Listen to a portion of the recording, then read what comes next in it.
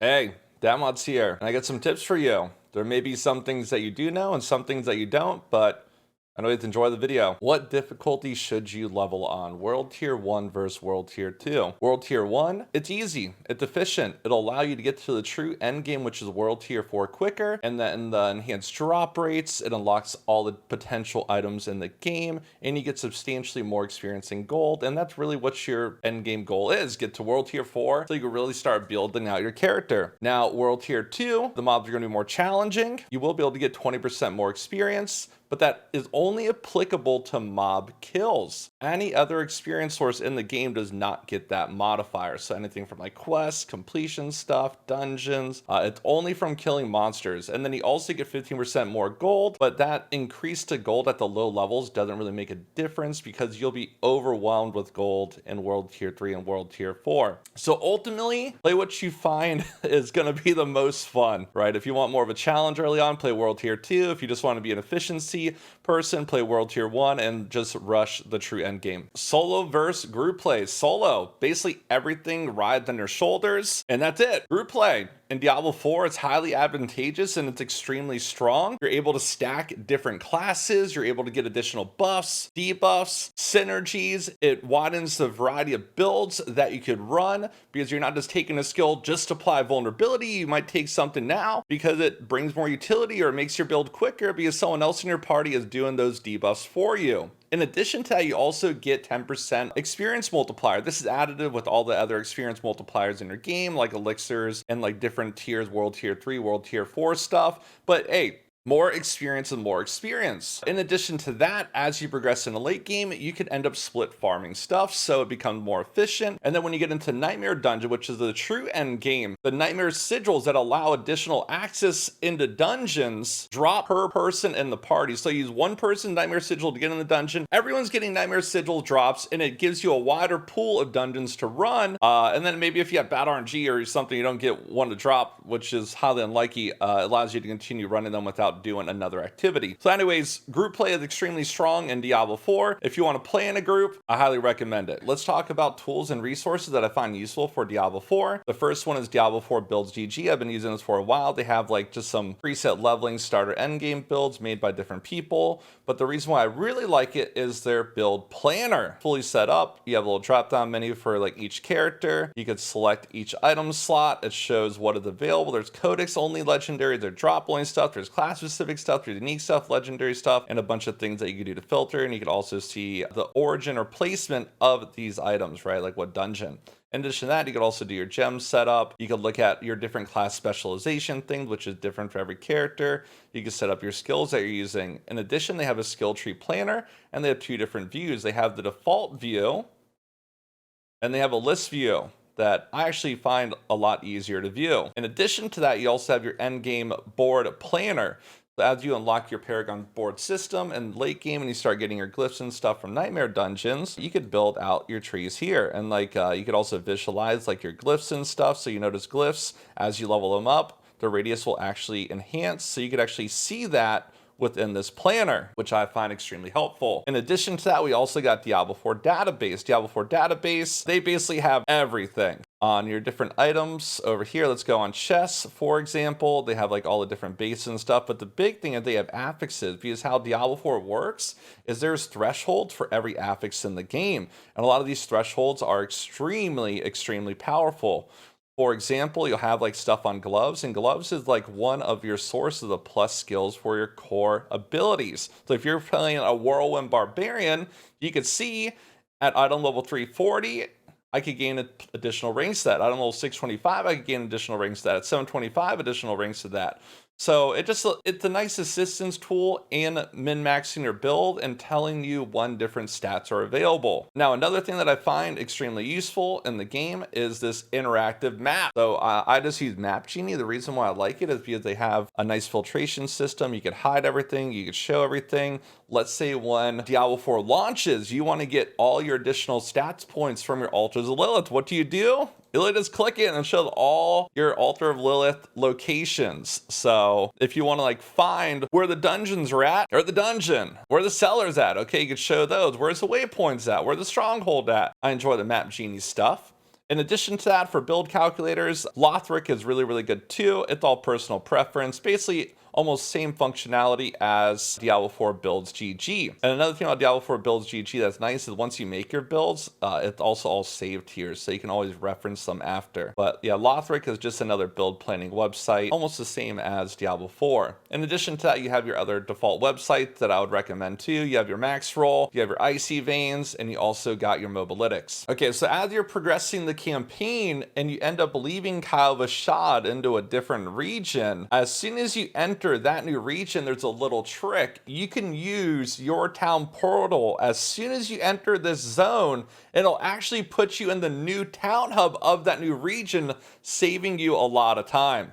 Let's talk about your legendary aspects and your Codex of Power. Basically, every build is going to revolve around some type of legendary aspect or some unique item. And pretty much every build will tell you to focus early on to try to get the guaranteed ones. When you're progressing the campaign, you could open up your Codex of Power in-game. You could find the aspect that you want. You could click it and you could pin it to your map and it'll actually show you exactly where that dungeon is at. And what you have to remember about dungeon aspects, they are reusable. Once you get it, you can put on as many items that you want. However, the power level of those aspects are not as high as drop specific one. Now, drop specific legendaries, when you extract that aspect that you're a cultist, you can use it one time. However, it is more powerful. Vendors, you want to make sure you familiarize yourself with what each one does. First off, Purveyor Curiosity. You'll gain obols from different events in the game, and then you can come to this vendor and focus farm specific item slot upgrades. You might get a rare, you might get a legendary, you get higher tiered legendary and stuff like that.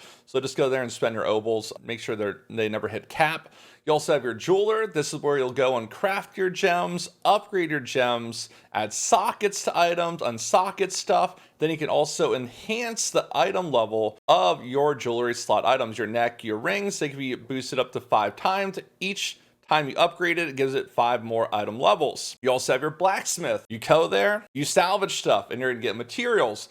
Also, when you salvage stuff, you gain transmogs. So if you want to collect all the transmogs, just don't be selling your early stuff for gold. Make sure you're breaking it down at the blacksmith. In addition to that, the blacksmith can enhance the item levels of your gear also up to 5 times. 5 item levels per enhance.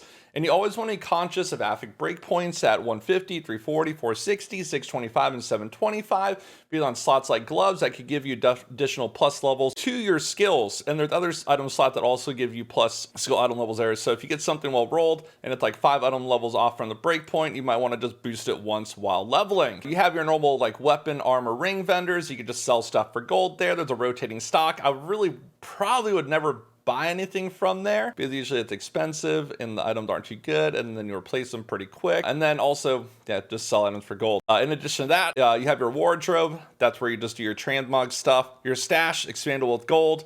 You can just buy a couple extra slots that way, and then you could just trade stuff between your characters. The alchemist, this is one of the huge ones. This is where you upgrade your potions at. Make sure you always upgrade your potions. Whenever you get a chance, if it's blinking, you go upgrade it. Also, this is where you craft elixirs. Elixirs are temporary buffs to your character, the whole large assortment of them, but they also give you an experience bonus. Early on, I always use like thorn elixirs.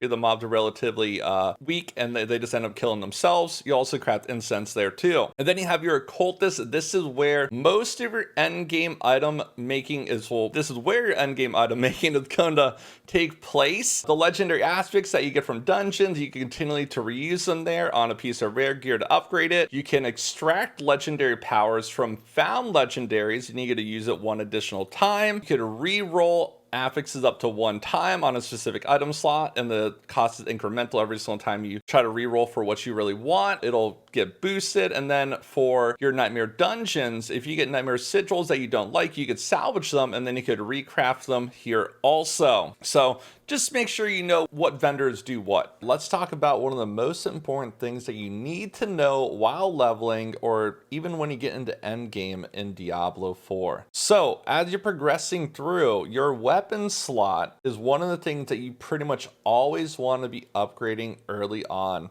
Sometimes there's some situations where the affixes on your weapon override the item level boost of the weapon, but a majority of the time, if you see green up arrow on a weapon, it's going to be stronger. Now, every build revolves around legendary aspects. The one mistake that I see a lot of players make is they attach their legendary aspect to their weapon, and then when they get a new weapon that gives plus 100 item levels, they can't swap to it because they lose their build enabling item. So the number one thing that you want to do while leveling is keep your legendary aspect off of your main weapons. So how it works is you have like a base affix multiplier on like rings and gloves and amulets. The legendary aspect doesn't get increased effect. On amulet, you get a 50% multiplier, and on weapons, tuna weapons, you get a 100% multiplier. So on amulet, it's 1.5 times value. On your tuna weapon, it's ×2 value. I recommend if you have that really build enabling aspect, put it on your amulet, because the lifespan of that could be prolonged just because the stats might not be as strong. Just avoid putting it on your weapon. However, there is some off case scenarios, like for rogue. If you're playing like a melee rogue and you got a crossbow, you could throw it on your crossbow because it's essentially just a stat stick. The same thing can be said for, like, let's say barbarians. Depending on the type of build, you might just have like a stat stick weapon. So in short, upgrade your weapon often. Avoid putting your legendary aspect on your main source of damage. That's pretty much it. Okay, let's talk about Renown. Renown is basically zone-wide achievements in Diablo 4.